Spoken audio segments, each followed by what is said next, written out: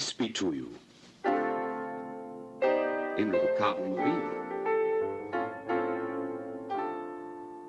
Let us begin with a question. So, Bede, welcome to the podcast. How are you going? Very well, Dom. Yeah, it's a beautiful day here in Sydney. The sun is shining. It's been a bit cool, but it's not as cool as New Zealand at the moment. I don't think. Yeah. No, I noticed you ditched us over here in Aotearoa for greener pastures. What's that all about, bro?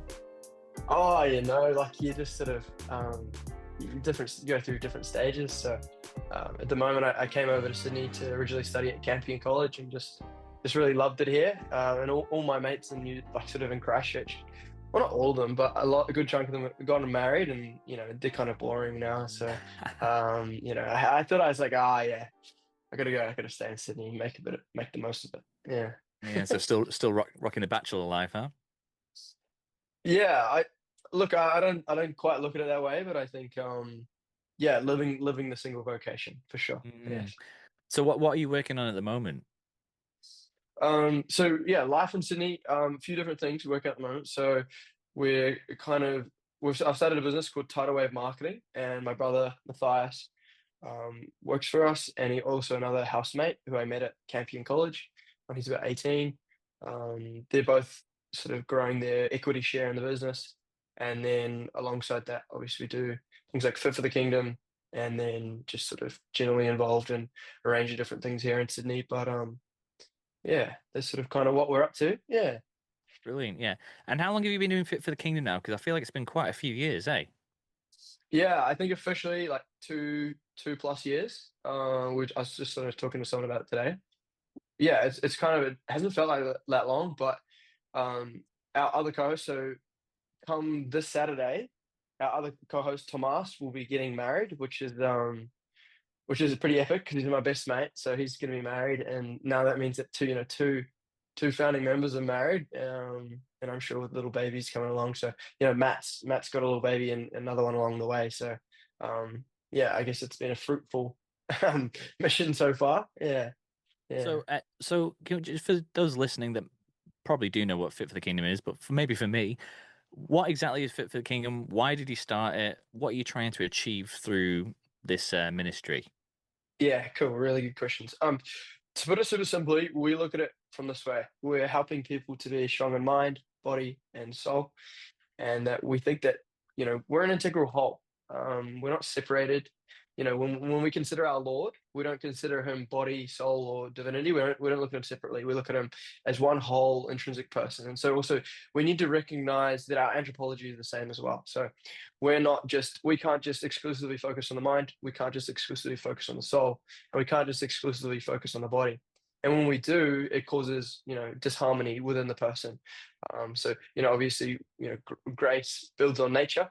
And so that's kind of really where for us the philosophy comes from, and why we think it's so important to really strengthen them all. So yeah, we're sort of, I guess, as young men, we're being greatly influenced by our own experience in the world and the struggles that come with that. And so we realize, well, many of the problems that we see in this world are from a masculine man, and what does it mean to be masculine? It means to sort of to seek comfort rather than doing the hard thing that you're supposed to. And there's one quote that we really love from Pope Benedict XVI, which is, "The world offers you comfort. You were not made for comfort. You were made for greatness."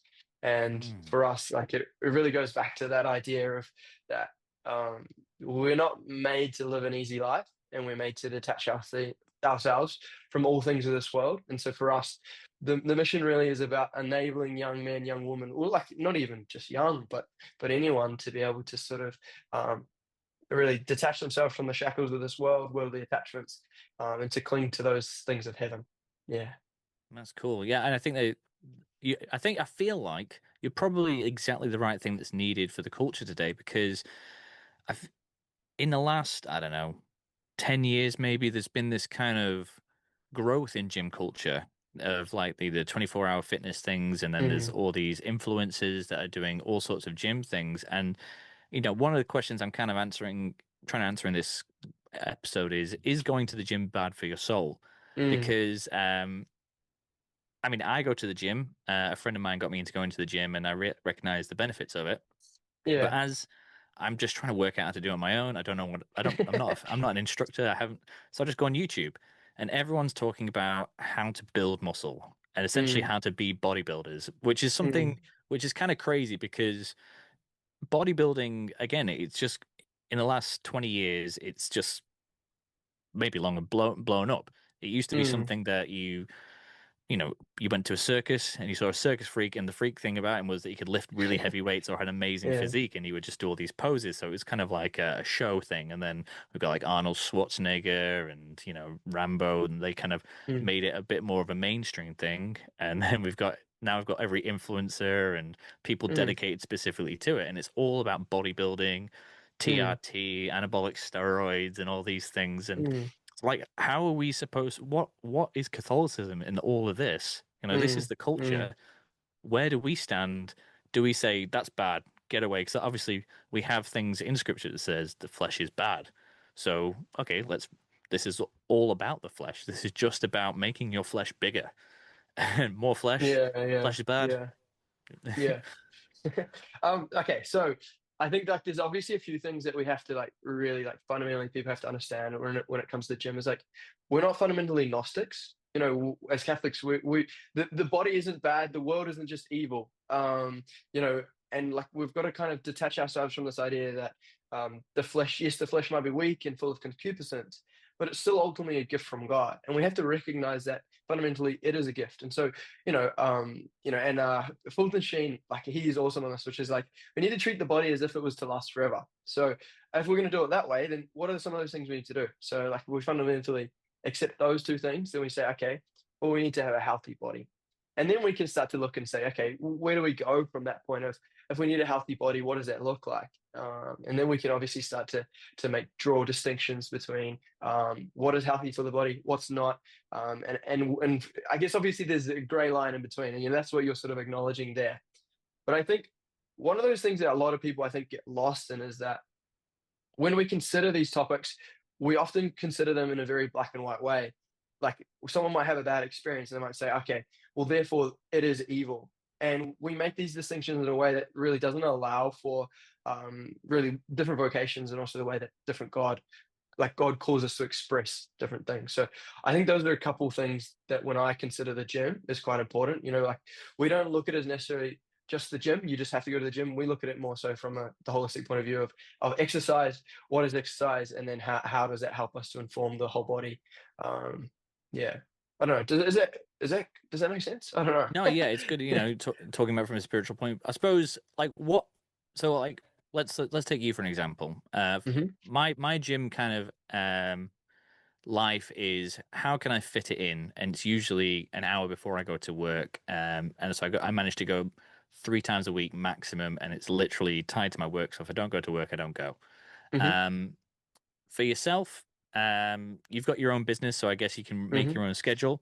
And you know, no kids running around yet, so you don't have that to take into factor. So I feel like if I didn't have that, I'd probably go to the gym every day. So what does going to the gym look like for you? Yeah. And what kind of goals do you have? What are good goals to have? Are you looking for?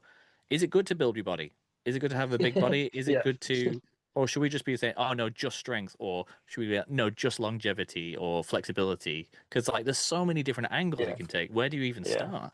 Yeah, yeah, no, cool. Okay, this is exciting. So for me, like I'm maybe going to rail it in a different way, but um, there's a beautiful quote from Saint Jose Escriva, which is as simple as this: "You say you cannot do it, but what about if you cannot do less?" And when it comes so you like it's kind of like this thing of saying, "I don't have enough time. I can't. I don't have the ability to do it." But what about if you cannot do less? Like, what about if you could not do it?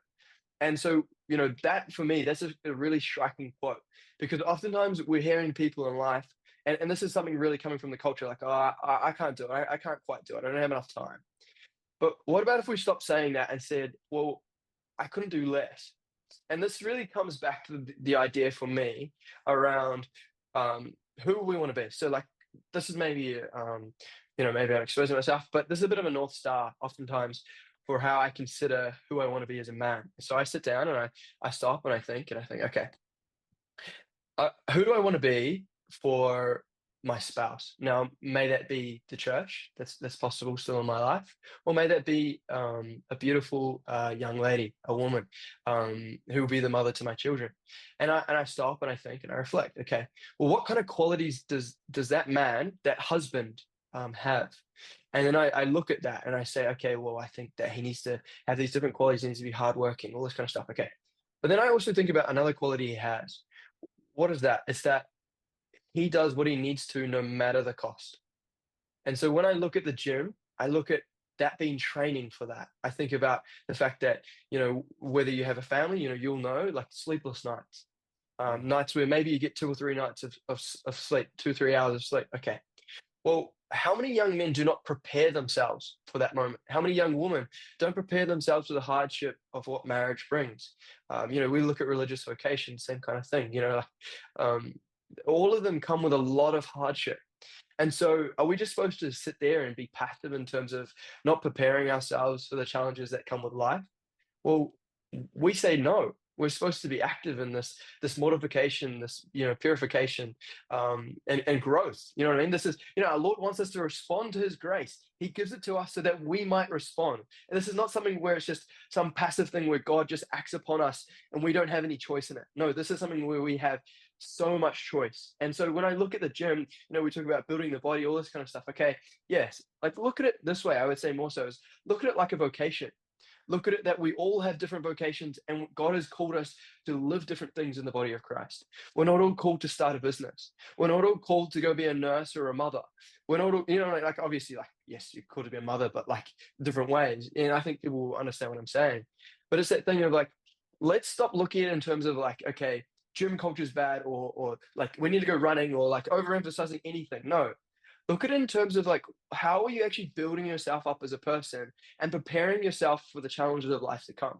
And so it's like, well, like I think about this in terms of also just like for historically, like a lot of people might get on the gym or something like that, but we look at the idea of the gymnasium.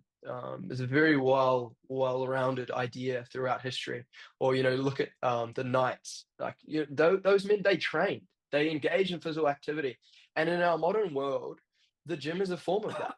And so I think that when we start getting hyper fixated on one form of training, then I think we lose the plot there, and I think things become unbalanced and unhinged. But there is a need ultimately to put oneself in the position of adversity and to push through that adversity. So if that kind of exercise that you're doing is not necessarily pushing you through that and making you to be a better person, then it's probably not doing what it's supposed to be doing for you. Now, obviously, there can be leisure that comes through this, and St. Francis de Sales talks about this around leisure and how like physical activity and sport should be leisurely.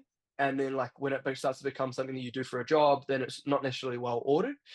That's another sort of topic, but it's probably not something that most listeners would even thought about and not really important to go through here. But when we consider these things, I think those are probably the important tenets that I take into account. Yeah. Yeah, so it's about balance. It's about coming at it from the right frame of mind. And so, when you go online, people are talking about one of these areas, and I suppose from maybe an influencer perspective, you kind of need to double down on an ideology, whether it's, stay Yeah. flexy or stay get big as you can, or you Yeah. know, Yeah. Yeah. yeah, so maybe. These people are making money. You know what I mean? I think that's also what people miss is like these people are making money, but also like just like we look at like different religious orders, they're all saying like they're all saying like one thing, which is like a pathway to heaven, but they all look at doing it a slightly different way. And Hmm. so talk about flexi or endurance or high rocks or CrossFit or powerlifting or boxing or or taekwondo or like BJJ. Okay, they can all be pathways to achieving the same thing, which is disciplining and mortifying the body and helping to strengthen your character. So I like that's the way I kind of like really look at it, and I think that when people, I think this is the way I look at it is when people say no, this is the way. I stop and I reflect and I think, well, that might be the way for them, and I'm not in a morally relative way, but that is potentially the very way that God has called them to express this aspect of mortifying their life. And so it is their job to go out and say, this is the way, like to evangelize and be convicted about like that, because ultimately they are evangelizing people to their way of thinking. And I don't think there's necessarily anything wrong with that.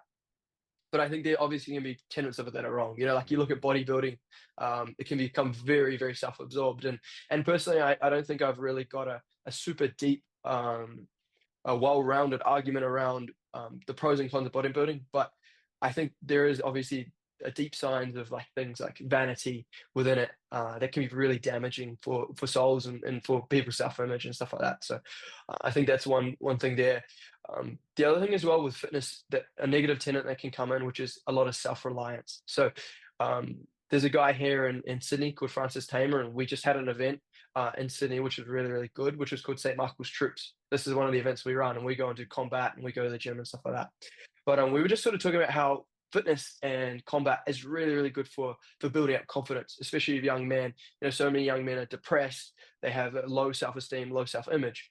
But the opposite side of that, which is like obviously you want to build the middle ground, you want to find that, which is the other side, which is too heavily reliance, that I can achieve everything and do everything through myself. And there's this beautiful sort of line in the litany of trust, which is like from the sort of the evil like inclination of that I can do it all myself, which is what we need to avoid. And so it's like, I think that when we engage in fitness and exercise, things like the gym, in a humble way, where we accept like we build up our strength, but we also learn our frailty and our own weakness. We get both sides, and we get to sort of become quite well balanced in terms of, well, no, I have some capacity, I need to work for these things, but also I realize that without God, like that's where true strength comes from. Yeah.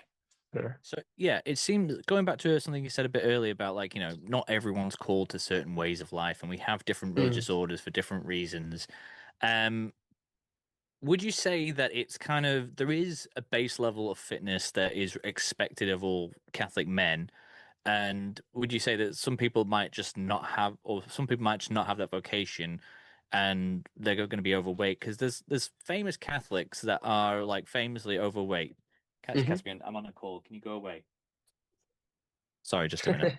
It's all right. Okay, is Mummy sorting it out? Okay, close. Good. Go close the door and don't come back in. Ah, Catholic life, mate.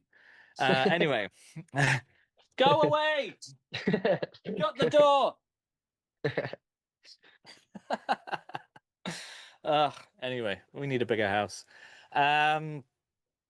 So yeah, I was asking about right, yeah. So going back to what we were saying earlier about like there's kind of different religious orders, Yeah. and not all of them are the same. So like, you know, the Jesuits aren't the same as the Dominicans are not the same as the Franciscans, and so on and so forth. And everyone has a particular focus, and we have that within gym culture when we're looking at like flexibility, longevity, la-di-da, yakety schmackety. But do you think that like everyone really fits inside one of those, and so therefore everyone should have like kind of like a base level of fitness? Because we Yeah. do have like other like saints and famous Catholics like G.K. Chesterton, and I Oh, believe you were thinking of him. I was just thinking of him in my head, but yeah, go ahead. Yeah. and I think Thomas Aquinas was famously quite overweight, and these people are kind of praised more for their like ability to think and philosophize than for their physical prowess and fitness. And so, yeah, what would you say to all that? It's such a curious question. Do you know what I mean? Like I think it's one of those ones where it can be such a double-edged sword, and also like a gotcha moment for a lot of people, like where especially around the gym. Like I think like obviously we try, and people try and get us to these things quite a lot. But I'd put it simply like this. Is there a base level of fitness that people are required to be? No, because like what's expected of someone who's a paraplegic is very different from someone who's given a full abled body. And oftentimes people like, you know, like this is one of those things where you could easily get soundbited. Like people love that question, you know, that one that you got right there. It's like, oh, I've got, yeah, like, but no, it's like, no, but the core tenets of what's expected of a man are always staying the same. So how a man disciplines himself from another man is always going to be different depending on his state in life and what's required of him. However, we would all agree that a man needs to be mortified and needs to be detached from all things of this world, would we not? So Yeah. if we are agreeing those things, then the way we go about expressing that is going to be different, of course. However, when a lot of men bring this argument to you, they're going to know within themselves that they're avoiding something hard that they know they should do, and they don't want to do that hard thing because they think, oh, I don't need to do that hard thing to become a good Catholic man. It's not a tenet of the faith. Well, no, a tenet of the faith is to do the hardest things in life, those things that you don't want to. It's our Lord said, unless you pick up your cross and follow me, I'm not going to like how we can't be part of the faith if we run away from doing the hard things in life. Like that goes back to that quote of Saint Pope Benedict, the 16th, which is, we're not made for comfort, we're made for greatness. What does that mean? Like we're supposed to reject the things of this world that bring us comfort and make things easy. And also, it's funny, like G.K. Chesterton, he's not Saint G.K. Chesterton, is he? Maybe one day he will be, but we're all imperfect. We all have things. And also going back to Thomas Aquinas, I think also when we look at people we look at it in a very anachronistic way. So for the people who are listening, it's kind of like we look at it from a modern perspective and we look back and we sort of put our modern understanding on what people are doing back then. So like we do this all the time with like the early church and understanding what's going on in the early church. And it's quite funny because it's like the church is a thing of constant progress. And so we could say the same thing with Thomas Aquinas, but I will make a counter argument to the one that you just made, which is just that he lived a much harder life than we live right now. I'll give you one example, which is straight away, they had no cars. How'd they get everywhere? It was they pretty much just all walked. Another thing as well, what we look at it, what does he talk about food? How does he talk about disciplining the body? He says the stomach is the gateway down. Like all these things, he would have been an incredibly disciplined and temperate man in all these areas of our life and incredibly well mortified. So, well, yes, we might say, okay, yes, he was grossly overweight, but we're looking at this from a very anachronistic way. He was still very disciplined, very mortified. He couldn't have been a saint with that level of intellect than we are. The other thing I think that's also where it goes back to is like we consider exercise. Now, obviously, we talk about exercise in a very physical way, but the man exercised his mind in a way that these people who are making these arguments about exercise wouldn't. The discipline he would have applied towards like academia is to the point where most of these people who are talking about the gym and stuff like that, they just want to sit around and yap rather than actually do the hard work of academia, which is to study many long, hard hours, locked in a room by yourself studying, and absolutely laser focused on learning and being able to craft and understand deeper philosophies. And so like maybe that's not a super well like thought out thought, but it's just when we consider these arguments, I think they're just they're not really rooted in the deeper tenets that are needed to be able to make that kind of argument. And they're just a way of kind of avoiding doing something hard. Yeah, so like looking at like our like modern day man, like our situation right now, the gym is more of a opportunity for mortification, opportunity for discipline, something that can just be it's easily one thing I like about it is it's easily measurable. You can read book and book and book and book and book, but if that argument never comes up, you never get to know if you really know it. Whereas Mm, if you go to the gym every day, you know if you're lifting more, you know if you're, mm, getting bigger, you know about it's measurable. But mm, there is an element of discipline to it.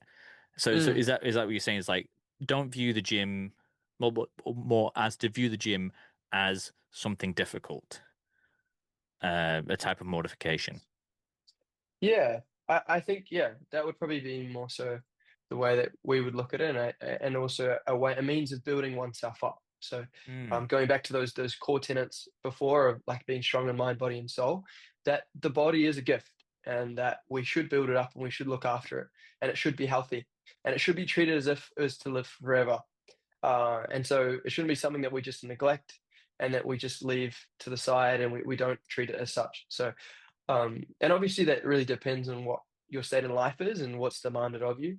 But I would Mm. also say, you say that you cannot do, but you cannot do less. Like I've got mates who are in religious life, and they do this workout called a Tabata workout, and they've now got like priests doing it with them. They're just living as monks, and so even those young men in religious life are still disciplining themselves. Like another example is Saint Paul. He said, "I run the good race," um, and he talks about self-control and all these different tenets. Right. And also, like another one is obviously Saint Ignatius of Loyola was always talking about it as well. So I don't think that we Saint Ignatius of Loyola talks about that physical exercise as actually a form of prayer.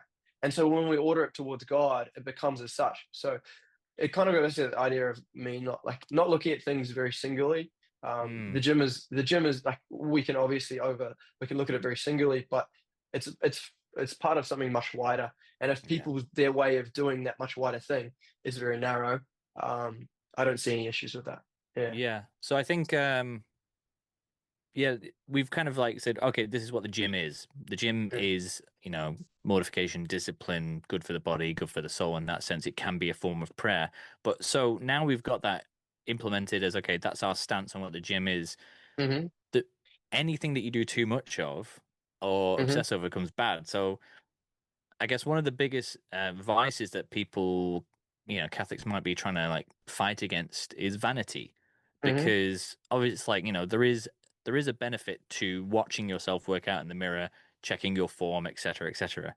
But then Mm. you are focusing on yourself quite a lot. You are watching yourself. You're maybe zeroing in on a particular muscle, making sure, and then we're getting back to this kind of fleshly kind of, oh, look how good I am. Actually, I look really good Mm. right now.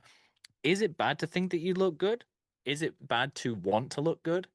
And how do you combat against, oh, going to the gym is just vanity? Yeah, yeah. Okay. Such a double-edged sword again. And these are why there's such good questions and why people wrestle with it. Okay, when it goes to vanity, like it's really about what is the focus. Like Basil the Great says, vanity is when when you value the body more than the soul. So, like if we think about that concept, it's like oftentimes what people are saying is like I value this part of myself more than the other part of myself. And so, this goes back to the concepts of like modesty. What is true modesty? It's really about recognizing the beauty that's within us, but that really should be ordered towards God. And the same is like vanity is a disordered love. It's a disordered love of self, and so we're really valuing the physical tenets of ourselves rather than the spiritual tenets as well. So when we can reorder those things correctly, then everything else falls into place as well. So I think also when it comes to like looking good, um, this is something where maybe I guess moral. Like I don't think I have the best answers here. So if anyone's listening, please don't take this as like I'm saying this as gospel. But I would say Teresa of Avila says that beauty is a curse, and that to be homely and welcoming is like one of the greatest gifts. And so I think this is one thing that a lot of people miss and I think actually within our culture, and it's not just people who go to the gym. I think it's a lot of people look to looking good and vanity as a means of like seeking. I would say that it's vanity to seek affirmation from people. That's a vanity in itself. And so vanity runs much, much deeper than just how you physically look. If you're fishing for compliments, that's a form of vanity as well. If you're looking for like other people to compliment you about a specific thing, it's vanity as well. And obviously there gonna be people who be like, oh, but not in this case. Okay, yeah, fine, okay. It's a rule. Rules don't always apply to everything, but it's one of those things where I think that we look at the gym, like to look good, to look presentable. Uh, there's nothing wrong with that because you're respecting yourself. There's nothing wrong with working hard, doing things well. It just goes back to like it's almost like perfectionism versus doing things to the best of your ability. So should we when we go to mass, should we do like try and dress up or present ourselves to the best of our abilities to meet God? Or should we just turn up like a slob in our jandals and our shorts with an unironed shirt and a t-shirt with stains on it? Well, which one's better? Is it vanity just to rock up not caring with stains all over your shirt? Or is it like, and that's the kind of where I think the distinctions aren't made and where people often can misconstrue these ideas of what vanity actually is when it's much broader than just um, just being like a very physical thing. I think this is where funny. It's a funny argument for me, especially around like modesty. Oftentimes, guys can get on women about like, hey, like it's just like you're not dressing correctly modestly, okay? But then when it comes around, and the woman will be like, yeah, well, modesty's more than that, and the guys would be like, yeah, and it's like, and I just find it quite funny because it's like it's both and, you know what I mean? It's not just one or t'other, and so when we make these arguments, we also need to consider both sides. And I think oftentimes, when people are making the arguments, they're often coming from like their perspective, which is usually one of where they've got a weakness. So I would say when people are saying the gym's a vanity, I would say they probably actually they're probably allowing themselves to be a bit too sloppy in certain areas of their life. Um, like it's not always the case, obviously you go through, but then the other side, when there's people saying that like overemphasizing the gym, like oh you need to go and look really really good, they're probably the other side of the argument. So there's a line down the middle that we all need to walk. Yeah. Yeah, I guess it might be one of those things of like it depends on intention a little bit, I guess. But yeah, again, that's one of those things you can have to pull apart and uh, think about because there's lots of like because you know, when it comes to the gym, but even when it comes to like, social media or even your job, is like there is a certain element that you need to obsess about something or maybe look as though you're obsessing about it. And with the gym, it seems to be a physical vanity thing of Mm. why are you looking at your arm so much? Why are you focusing on your abs so much? It's like because those are the ones I'm working out today. And so you need to focus on. But like again, you were saying like it's drawing attention to yourself. You're talking about Pope Benedict earlier. He said we have an online continent and we have to go out and evangelize on that, which Mm. means we have to be content creators, which means we Mm. have to get social media followings, which means we have to care what people think. We have to get their Yeah. attention. And so I suppose, oh man, it's a really it's something that really I suppose this is a whole other podcast episode in its own. But yeah, there is that element of vanity, but it vanity can be mistaken for the pursuit of excellence. Would you say Yeah. that's Yeah. wrong? Yeah, no, no, Dom, you're so on it, man. Like obviously this like I think that um caring what others think, we should do so only so insofar as that it's ordered towards God.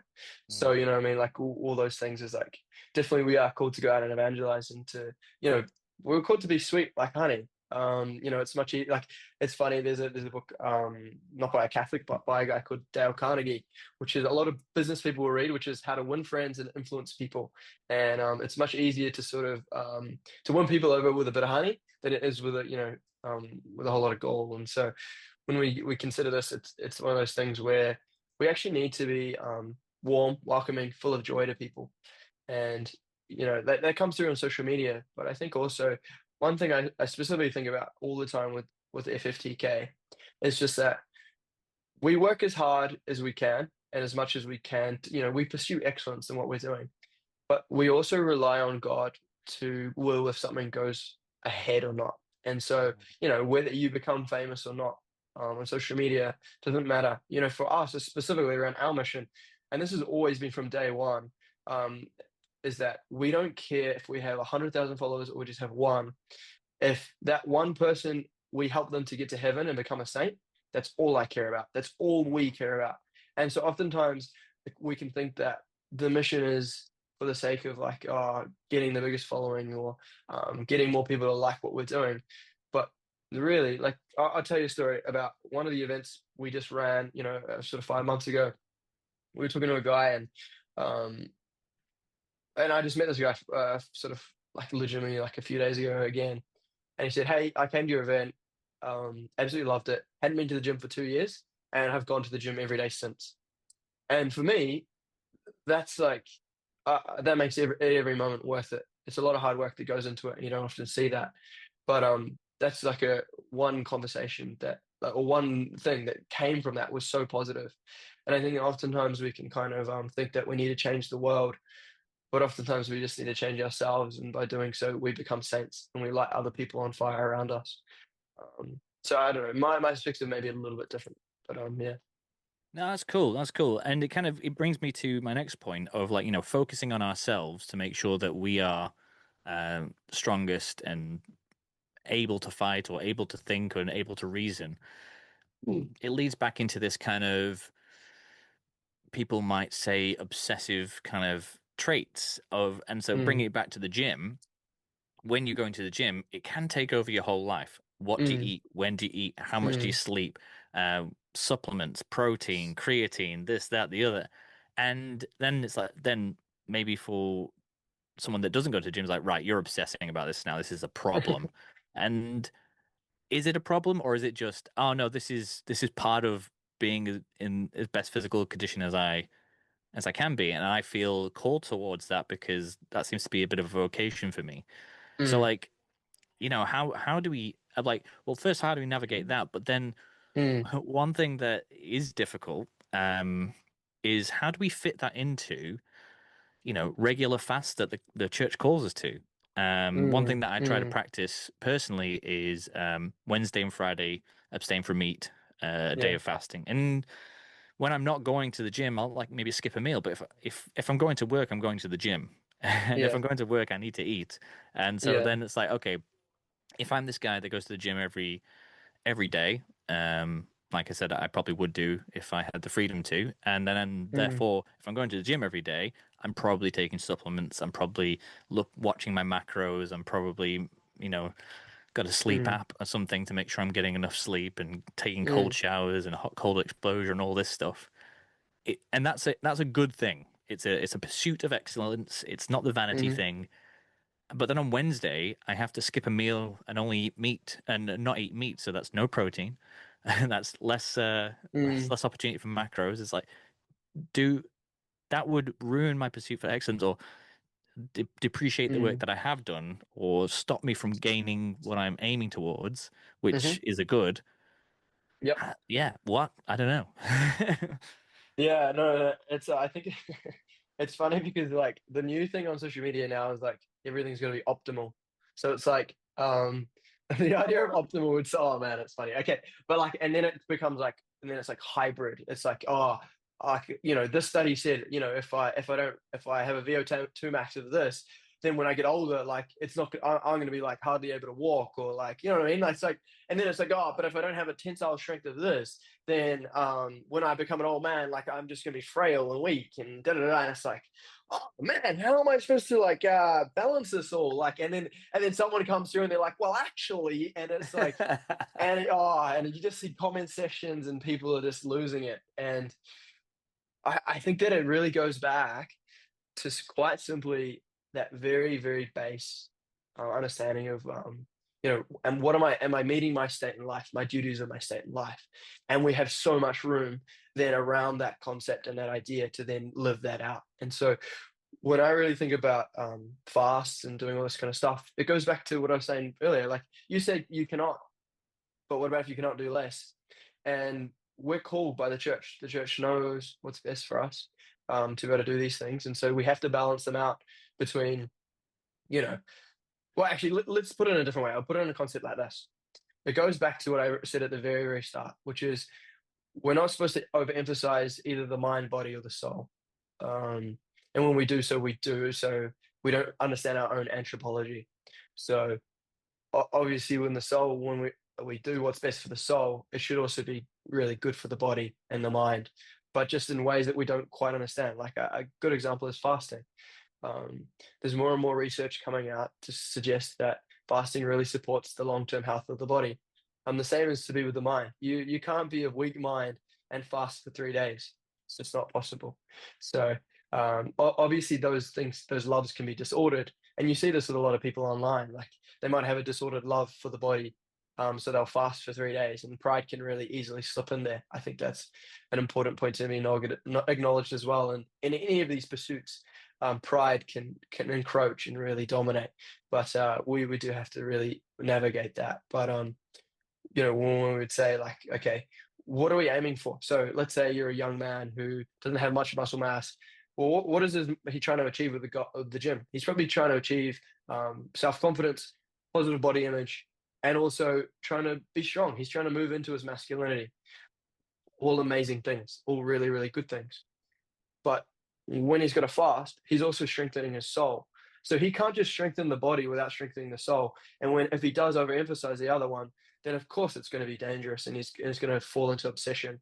And then that obsession could take him over and lead him down a negative path.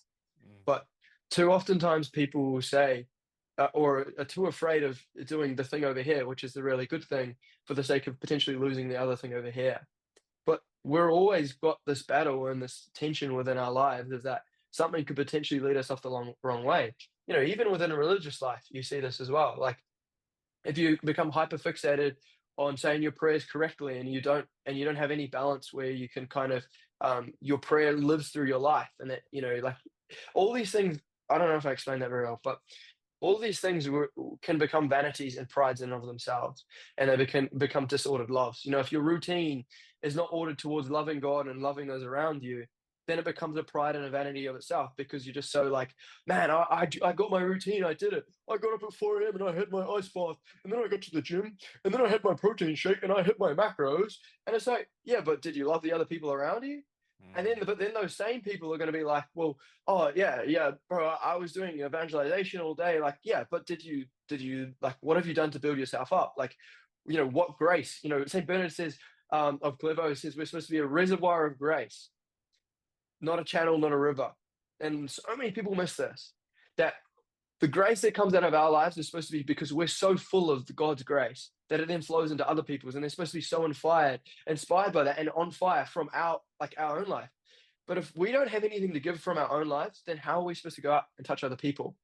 There's an amazing book called The Soul of the Apostolate. It's all about this, that it sort of talks about how really we shouldn't engage in the apostolate to we're a saint, but that's not possible. And so we should really keep these tenets, though, still of being like so full of God's grace. So I'd say that's like the two sides that I kind of look at it, whereas like we've got to look at all three parts of ourselves, look at our anthropology, recognize that we've got to strengthen our mind, body, and soul. And so different aspects of this train different parts. Yeah, that's really good. That's really good stuff. I think, I'm conscious of your time because I know you've got a busy schedule. And there's like, I feel like I've got 45 more minutes for you, Dom. 45 more So minutes. Okay. Um, it's up to you. Whenever you want to, like, well, because I'd I'm like to happy to keep talk to you chatting. about entrepreneurship, but maybe we could do Yeah. that in another episode, where we could really dive deep into it, and we can nip this in the bud here, and we'll have you back because I think again, one thing that we've touched on here is all the things that like I'm really like trying to think through at the moment, which is like Yeah. how the world's working. Everything's Mm. about optimization. I did an episode a few months ago on the Atomic Habits book, and like, Yeah. oh yeah, Yeah. we can do these things, and like everybody's got a thing coming out. Like we've got Yeah. Yeah. I Yeah. follow these entrepreneurs online and all these fitness Mm. people online, and it just seems like there's all these lives that just don't really fit with Catholicism, but there is some really good stuff in there. So like Mm. going through those. So I think it might be cool to Yeah. do another episode and go into like entrepreneurship and love of money. But just to Yeah. finish off what we're doing here, for somebody that's listening that's Catholic and doesn't go to the gym, maybe Mm. wants to go to the gym, is kind of, questioning about its like how good it is or whatever. Have you got some advice on like how to start? But also, like I've noticed in your post for Fitness of the Kingdom, you guys have this like there's like 30 of you all meeting up, and you're boxing together, you're fighting Mm. together, and it starts with a blessing from a priest, and like that just Mm. does not seem attainable. So like, how do we get that started here in Aotearoa? You moved to Australia. Do we have to move to Australia? Is that how, what can we do in our own lives? Dom, you asked me so many questions in one question. You're welcome. Okay. Oh man. There's so Okay, let's much let's there. just start. Let's just start with Yeah, the yeah, yeah. how do we approach the gym Mm, if we don't go mm, to the gym? yeah, cool. Um, I'll tell a little story just quickly. So I used to do a lot of competitive powerlifting. So when I was about 14, 15, I used to run a lot, and then I got shin splints. And that sort of led me towards the gym because it was something I could do. And some people might be experiencing that. And that kind of led me to love the gym and to work hard. And all those problems, those tropes that Dom was kind of pointing out, I fell into them all. So I'm not going to say that I'm anyone special or that it's not that hard. But what I came out of it was like that there was so much good. And I competed in powerlifting, and I loved it because I saw it as quite a humble sport. There's a guy, yeah.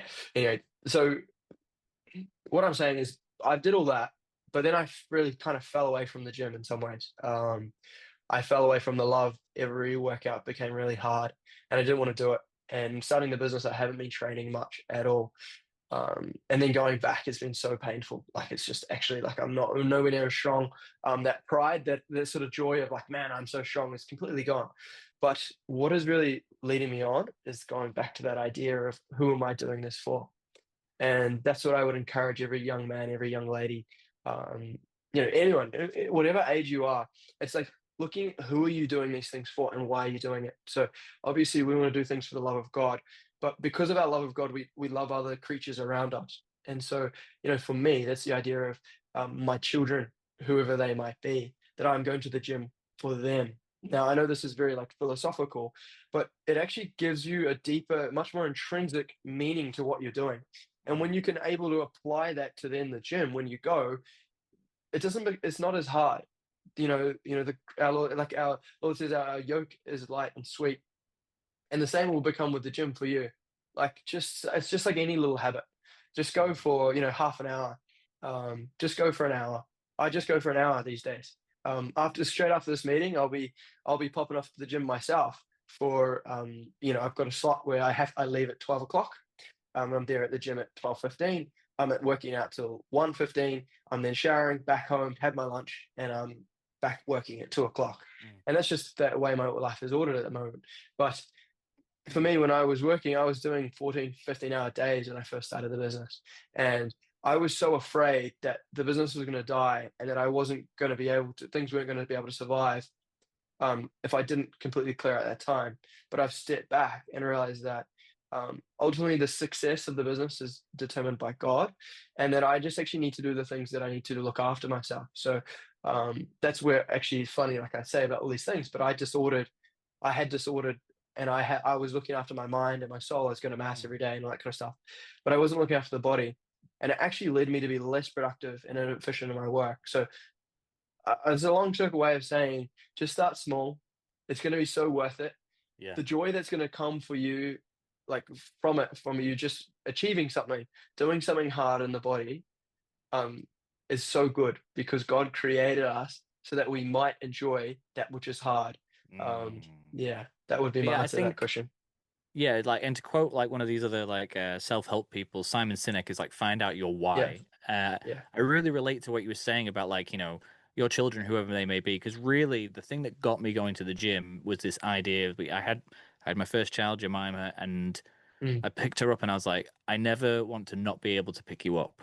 I never want to be Oh, in a situation yeah. where I'm not strong enough to lift you. And so like even when she's in her 30s and if she fell over and she hurt herself or broke her leg or Mm. something, I would need to pick her up. I don't want to be in a Yeah. situation where I'm gonna have to go to some other guy, hey, could you just pick up my daughter? I'm too weak. You know? And so like, that was kind of my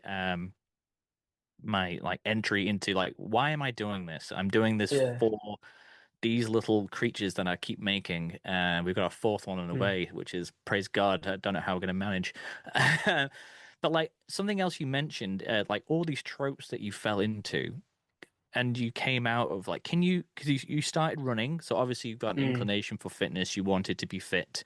Yeah. Um, but I mean, running and lifting are very different. And you went into powerlifting, and that Mm. again, that seems to be one of those things of like you see powerlifting, and it seems like just like a testosterone fueled thing where people just scream as they lift things, and it's like Mm. it seems like Mm. showing off. But you said it was like a humble thing. Oh, yeah. Well, if you see a proper, like an actual powerlifter, oh man, the most humble people you ever meet. They are some of the most hardworking, dedicated people that you'll ever meet in your entire life. Like my parents, my dad, like he just loves coming to powerlifting competitions because like the spirit amongst these people is just incredible. Um, and so I dare you to to yoke yourself with a powerlifting program for a year and to not be agonized by how hard it is and how much volume you have to put in. Like it's really, you are yoked when you get into powerlifting, and the average lifetime of someone doing powerlifting is like 2 years or something. And so it's like it's an incredibly hard sport, and incredibly, it's not like, it is rewarding in its own way, but it's not rewarding in a sense of like, I promise you, like most powerlifters, like anyone who's like serious about it, is training, will be training 2 hours 4 times a week.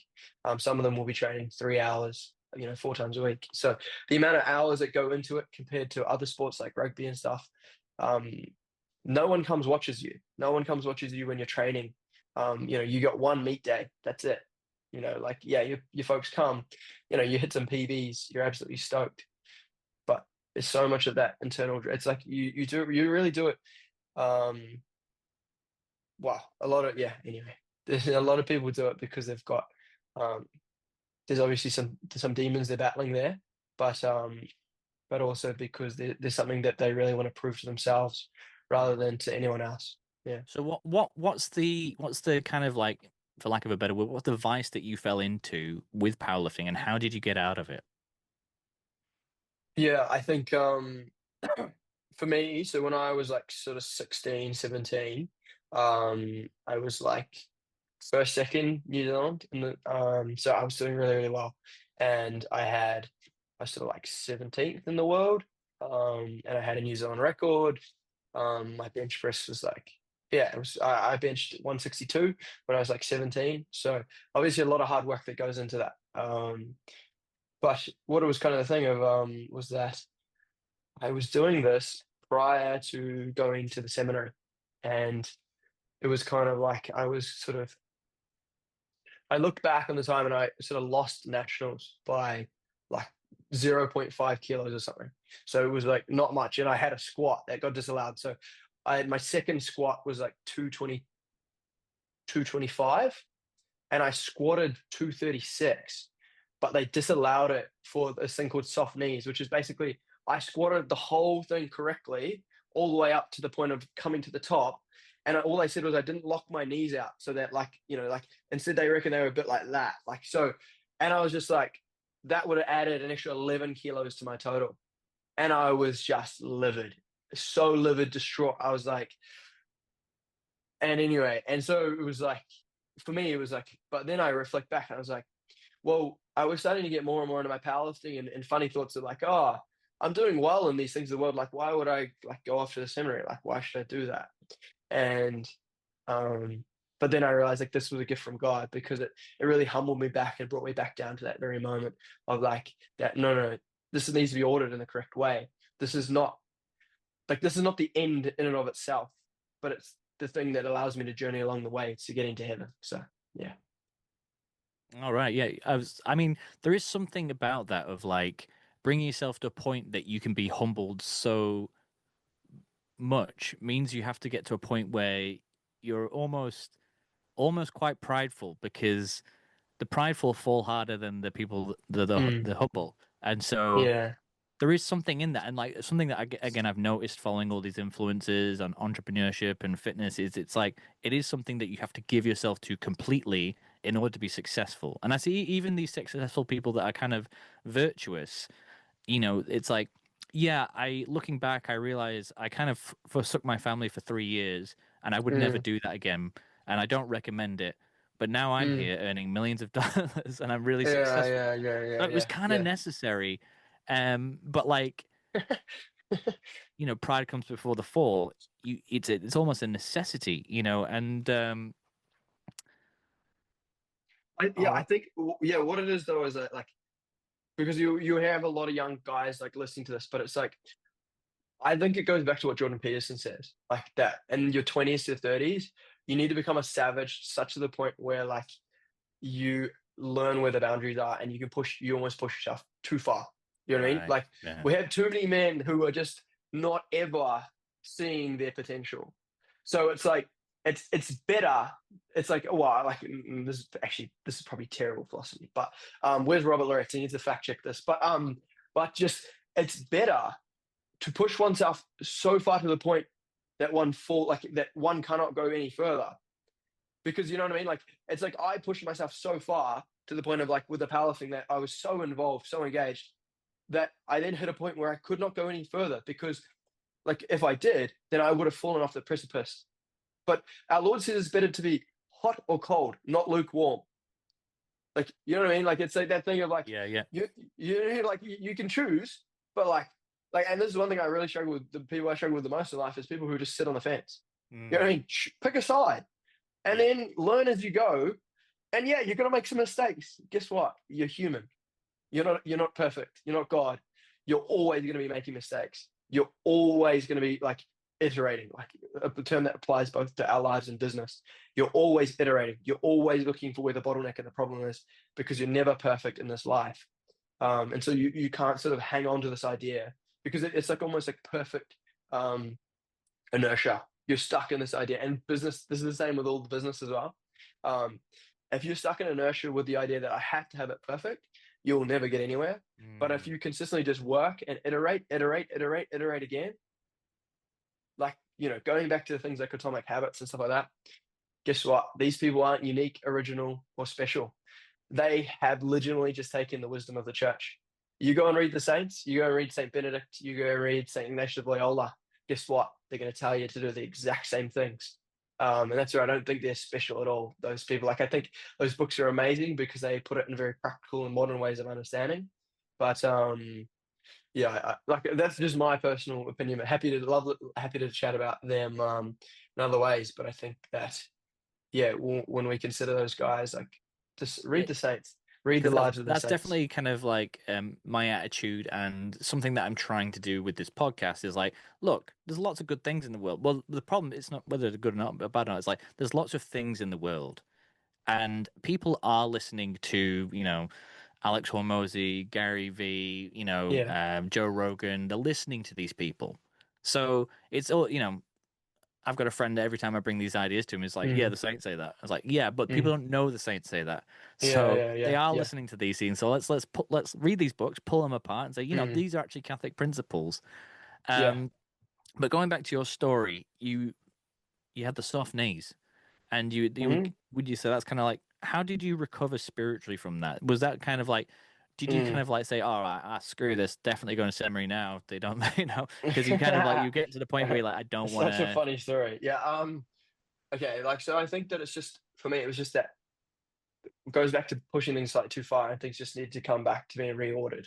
So, and I think that's the consistent part of life, which is like, I love this from St. Ignatius of Loyola, which is just like the particular examines, which is just like you can do them every hour, or do them every day, every night. So it's just consistently reflecting on what you're doing, what's going on, and then making adjustments. So, I just realized I had to make a decent adjustment. The same is to be said with when I started my business.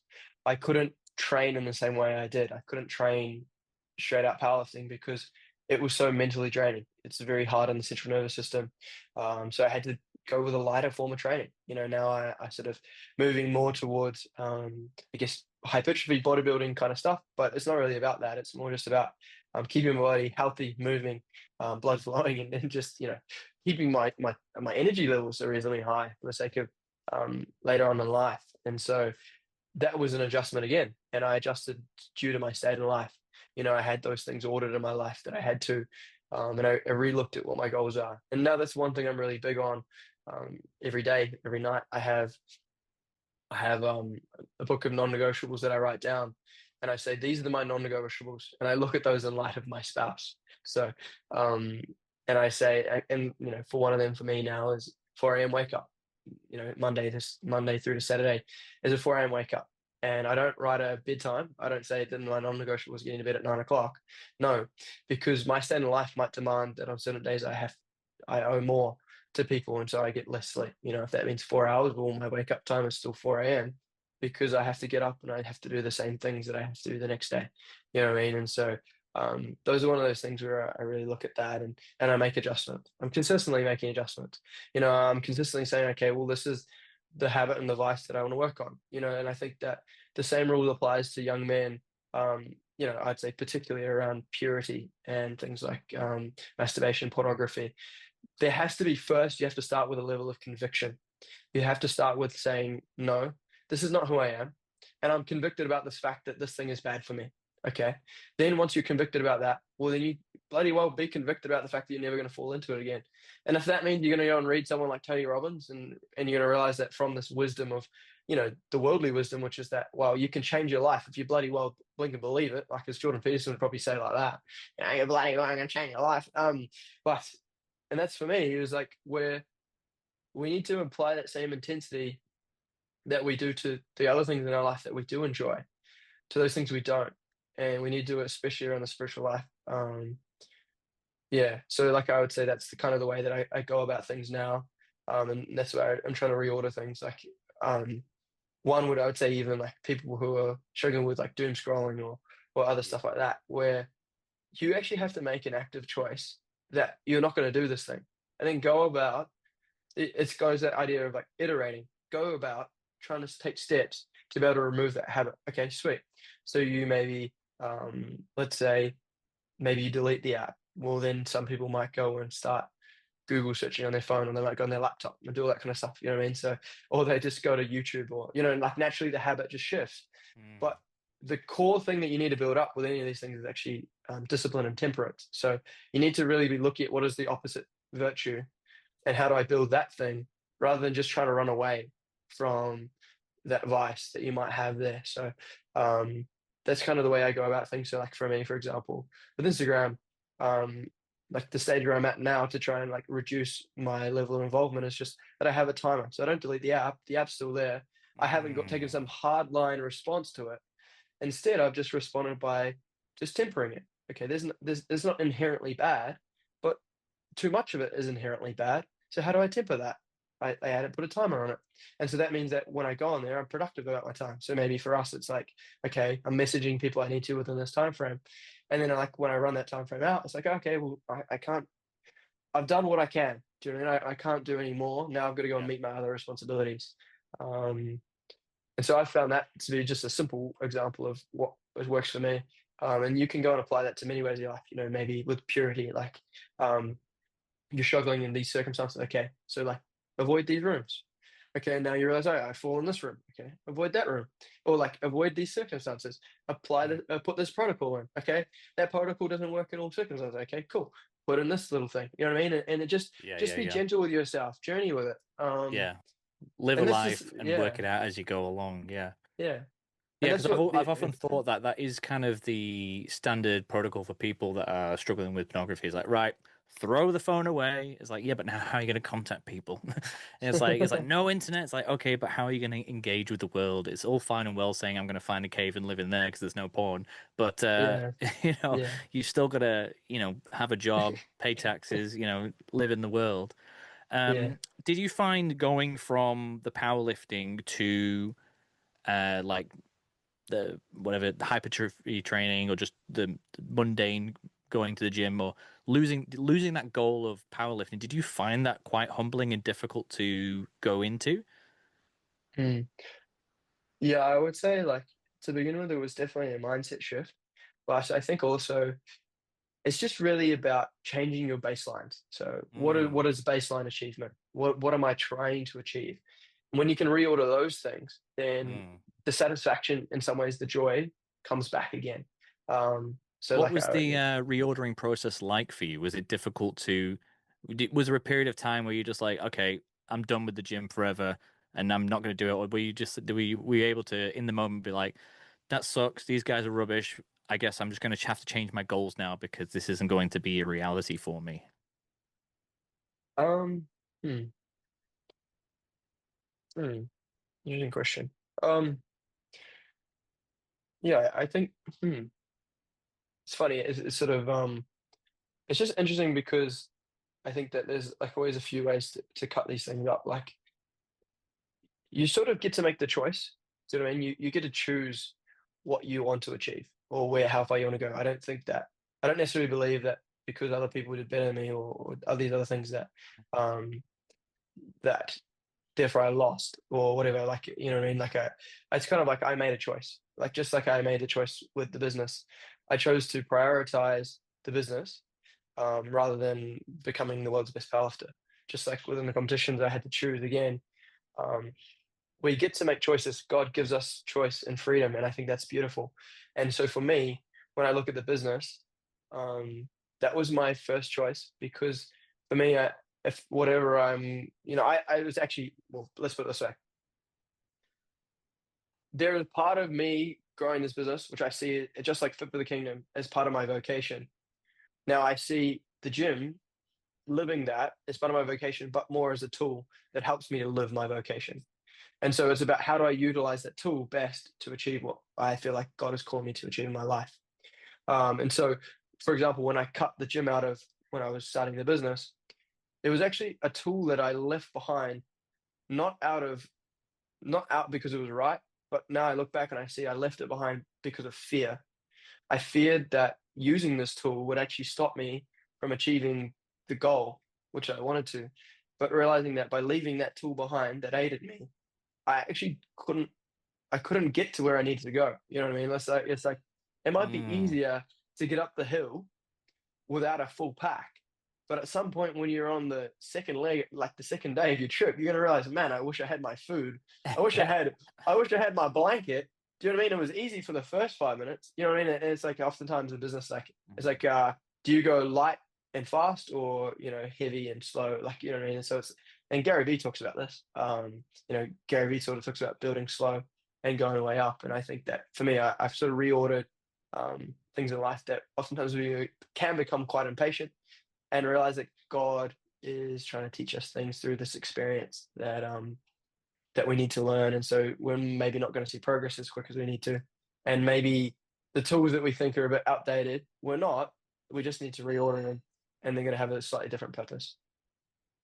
Yeah. So that was kind of the process you took of like, you know, realizing.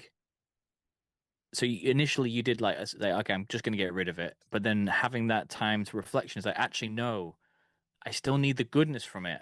I can't. So, Mm, and I suppose for those of us that maybe don't go to the gym or haven't gone to the gym as intensely as you, it's like, okay, let's think of what is the goodness that I'm gaining out of this, or what mm, benefit it's having for my life. And then if you're struggling for a why, then you found it. mm, Going back to that hot and cold things, it's like, okay, I might set myself on fire doing this, or freeze over, but at least I'll be striving towards something, and I can put myself out or warm myself up a bit. And it's yeah. like, it would be awesome if we could like perfectly logically come to the conclusion of everything that we need to Mm. before we do it. But sometimes you need to, no plan survives first attack from the enemy. Yeah. So you just got to dive into it. Mm. So yeah, I mean, your journey sounds like really quite very. The beautiful thing about it is it's very human. Often we see these influences, and like the high was, I mean, I suppose, what was it, 236 kgs? I mean, that's pretty unrealistic for me. I think at the moment my incline bench press is 60, 60 kgs. So it's a bit far off from you. It's not that quite far away to go, but I'm probably not going to reach it now. I'm coming to 40. But so like it might seem that it's too far away, but like the humanity, you got to put that back into it of like realizing that there was there was a rejection, and it was out of a human emotion of fear, and you Mm, overcame it. And I think that's something that we can carry with us into all the decisions we make, whether business or fitness. mm, So the other the other side of the barrage of questions I gave you before we went into this is I saw that like in your fitness for the kingdom mm, group, you've got like 30 people that meet up with a priest at a gym. You box mm, together, you work out together, and you all mm, head off. For me, my gym workout is it's 5 a.m. before I go to a 12-hour shift. No one comes mm. with me. Yeah. Uh, the closest I've got, I send text messages to a friend who lives far away, and that's the closest I've got. So, like, how do we start that? How do we create a community? How do we Yeah. is it Yeah. necessary? All these Yeah. things. Yeah. Yeah. No. Man, I could talk about this part specifically just for an hour, like, or like hours. It's just like because there's so much. I think there's so much here that, um, specifically for men, that's so important. Like iron sharpens iron, and so the countenance of one man sharpens the countenance of another man. We're made for community, and this is something that's desperately lacking within the Catholic circles. Is that, you know, we will happily go and hang out with our secular mates who have so many different issues. But our mate who has, maybe he's just a little bit too much this way or a little bit too that way, we instantly start hyper fixating on his issues and we don't want to spend time with him. And I've been symptom to this as well at times, but we actually need to grab our Catholic brothers and sisters. We need to journey with them and that we need to start putting community first. That just because something you might not enjoy it so much, who cares? Do it for the sake of the community. Do it for the sake of each other. Like, and this is like for me, like for example, with Fit for the Kingdom, it's super funny. With some of these events, like the response we got back is like, oh, from some people, it's like, oh, I don't want to come. I don't really like. The activities, nah. Like, oh, I can go and do them by myself.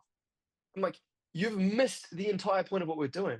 It's not even about the activities themselves. It's about the fact that we're doing it together. And that's like for me, like everything with the Fit for the Kingdom stuff. It's just like we're actually doing it together as a brotherhood. Like I don't like running anymore. I don't like cardio at all. But like for example, we ran an event, helped to run an event in Christchurch, St. Thomas More with the St. Thomas More Liberal Arts Trust, and all of that was like a cardio CrossFit hit workout. I was dying, like seriously, and but why did I do it? Because it wasn't about me. It's about the fact that we're building up the community. And so it's like, it goes back to that principle of like, well, if you've got a mate, like, so if someone's listening and they're Dom's mate, why do you get up at 4:30 and go to the gym with Dom? Who cares if you can go at 12 o'clock? Like, go with your mate. Like, you're going to build far more virtue there because you're not only just doing the hard thing, but you're doing it with a brother. You're journeying with someone. You're helping to build up that connection. And so I would say that like that's the biggest thing for young men is that we all have a choice. I'm not special. Maybe God's given me some graces to be able to start Fit for the Kingdom with my mates, but that just came out of our mates. That came out of our conversations. And so you all have that opportunity. It's just a decision. We're so stuck in inertia, but just take the small step. For us, for example, just to give perspective to people, is we're actually looking to set up Fit for the Kingdom now as a charitable trust. And that this will be based in both Australia and New Zealand. We've got a lot of plans for it, but we haven't really taken a few steps. Like Matt's married, got a baby. Tomas is going, but yeah, I don't know. That's maybe an example. People in Auckland, hey, we're actually going to be trying to come and run stuff. So if that's with Evangelium as well, then we're going to be running it. We've been asked to go to Melbourne as well to run a Fit for the Kingdom event. So look, and Tomas is moving back to Christchurch, so we're going to be going hard in Christchurch again. So we're going to be popping up and supporting people. So yeah, if you are someone who's listening and it's like, wow, I really resonate with this, just send us a message on Instagram, Mrs. Dom. Or you can just message me on Facebook personally. I'm super happy to help support you and talk to you about what we've seen really work and what we've seen that doesn't really work very well. Causes have got to make it easy for people in terms of you want a little friction from a business point of view. You want a little friction to the point of sale as possible. And we can apply many of these same like logics of business into our ministry and our apostolate as well, just in terms of you need to make it easy for people. So yeah. Brilliant. I think, yeah, that's fantastic. And yeah, there is that element of you just need to do it. There was something I used to say all the time when I was a chaplain. There's always 1,001 reasons why not to do something, but there's always only one reason why you should, and it's because it's the right thing to do. And Yeah. and that's the most annoying thing is because I can think of 1,000 reasons why not to do this. Unfortunately, it's the right thing to do, so I have to do it. I mean, personally, that's one of the things I'm battling with at the moment. I can get up at 4 a.m. and get to the gym by 5 when I'm going to work, but on the days off work, it's like I can think of 1,000 reasons not to get up at 4 a.m. And so I guess I need to work through that. And one of my one of the entrepreneurs I follow says um, something like the success you are missing is in the work you're avoiding. And I think the 4 a.m. wake up Moses is said that. yeah, Hormozy, Yeah. that's the guy. Yeah, I think I'm missing this. I'm avoiding this. And Yeah. the reason, going back to what we were talking about, the reason you don't have any community in your gym is because you're not going when your brothers are going. And so we need to work that out. And, Yeah. it And it's might not be an supposed to easy. be easy. It's not No, supposed to be easy. Yeah. yeah. To quote Chris Martin, nobody said it would be easy. Yeah. Yeah. Just to quote other people that aren't Catholic. Yeah. Brilliant. Well, I think we've got a lot here. And for all those of you listening, go look on the Fitness for the Kingdom Instagram page, follow them, like, share, and comment on all their posts. Also on the Evangelion Instagram page and on YouTube and on Spotify. Go and consume this content and share it with everybody, because we can create community in our gyms, but you can also create community online, which will inspire each other to get things done. Thanks for your time. Pleasure. Yeah. And I think you will have another episode and talk about becoming a Catholic entrepreneur, because I think there's a lot to talk about. That love of money, spending your time wisely. There's a lot to go on there. So thanks for your time, and thank you all for listening. God bless. Yeah. God bless you all. Yeah, absolute honor. God bless you guys. Please pray for us. Please pray for our mission. Brilliant.